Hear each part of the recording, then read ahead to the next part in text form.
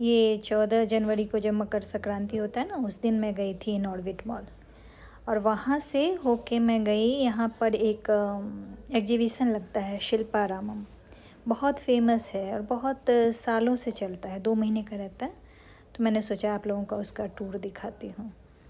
Actually मैंने ये लगाया था, क्या बोलते हैं उसको, माइक, बट माइक ने काम करना बंद कर दिया। तो मैंने सोचा मैं वॉइस ओवर करके ही दिखाती हूँ। बट सच में वॉइस ओवर करना इतना आसान तो नहीं है, बट मैं फ़र्स्ट टाइम कर रही हूँ, तो मे बी आप लोगों को बहुत ज़्यादा मतलब कंफर्टेबल नहीं लगे थोड़ा सा, तो प्लीज़ मुझे माफ़ कर दीजिएगा। मैंने बस एक कोशिश की है, ठीक है।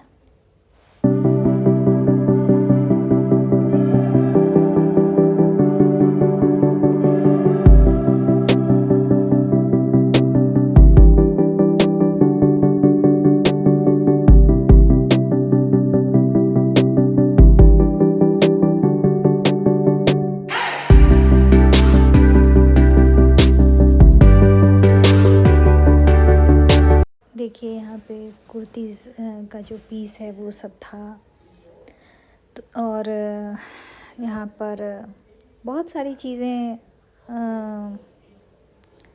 बांधनी का, देखो बांधनी का स्टॉल था जिसमें बांधनी के सूट पीसेस थे। मैंने लिए नहीं क्योंकि क्या होता है ना, इतना एग्जीबिशन वगैरह में अच्छे तो रहते हैं, मैं उनको कोई कंप्लेन नहीं कर रही हूँ, बट कभी कभी ना 1-2 बार क्या होता है ना, मैंने ऐसा ये देखिए मिथिला पेंटिंग बना रहे हैं भैया। मैंने इनसे पूछा कि आप कहाँ से हो, तो वो बोले मधुबनी बिहार से, इनकी दादी को कुछ पद्मश्री मिला। ये यहाँ का बाटिक प्रिंट है हैदराबाद का। तो साड़ियाँ थी वो, ये चप्पल का स्टॉल है। हाँ, तो मैं ये कह रही थी कि 1-2 बार मैंने कपड़े ख़रीदे और घर ला के जब मैंने धोया ना, तो वो कलर चले गए। तो पता नहीं होता है ना, इसलिए मैं नहीं ख़रीदती हूँ। ये पर्ल है, यहाँ पे पर्ल बहुत फेमस है, पता ही होगा आप लोगों को भी। तो वही पर्ल का था।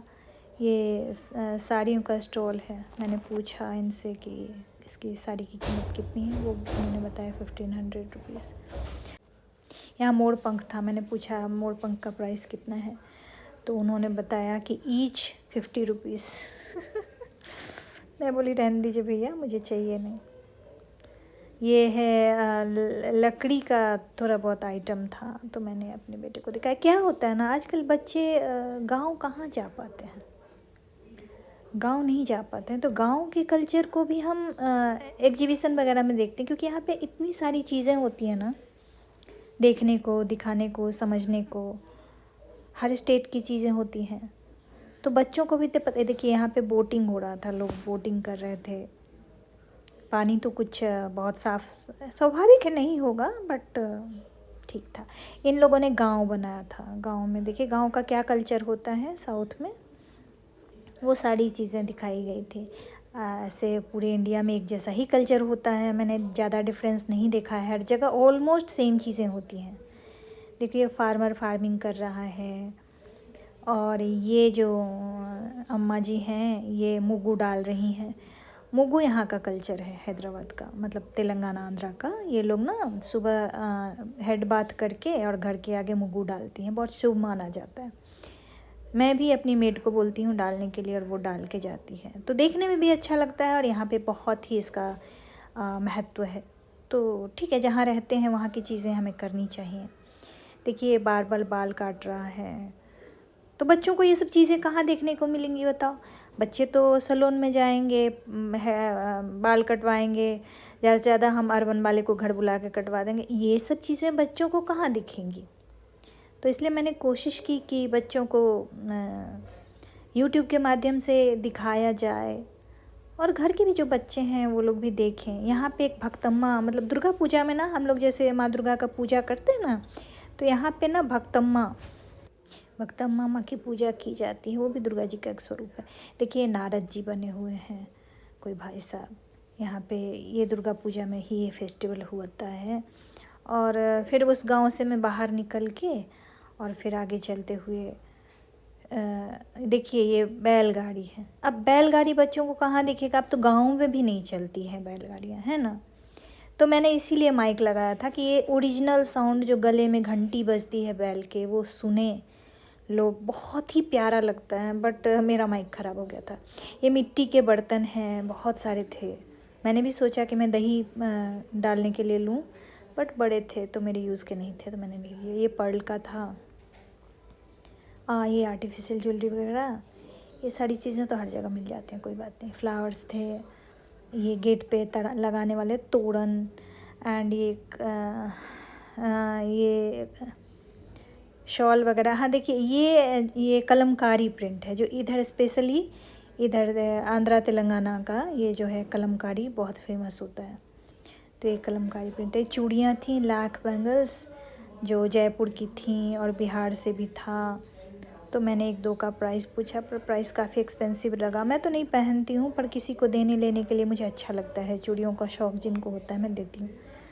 ये कुछ जूट के आइटम थे, ये भी वैसा ही कुछ। ये कश्मीरी शॉल था, मैंने पूछा, काफ़ी हाई रेंज था इनका। यहाँ पे ये जो हाथ से बनाया हुआ जो मूर्ति वगैरह होता है ना, वो सारी चीज़ें थी। देखिए लकड़ी का बना हुआ है। ये मुग्गू, सब जगह मुग्गू है, दिख रहा है आपको। देखिए अम्मा लोग मुग्गू डाल रही हैं। मैंने उनको बोला अम्मा चला बाउंदा ऐसे करके मैंने उनको बोला, तो बोल रही थी थैंक यू अम्मा, थैंक यू। मैंने जानबूझ के थोड़ा सा रुक के वहाँ पे कैप्चर किया कि मैं दिखाऊं कि मुग्गू कैसे डालते हैं। ये मैंने पूछा भाई साहब से कि ये कौन सी साड़ी है, तो उन्होंने बताया जामदानी है। तो साड़ियाँ थीं, तो वही छोटी छोटी चीज़ें मैंने दिखाने की। ये जूट का बैग वगैरह था।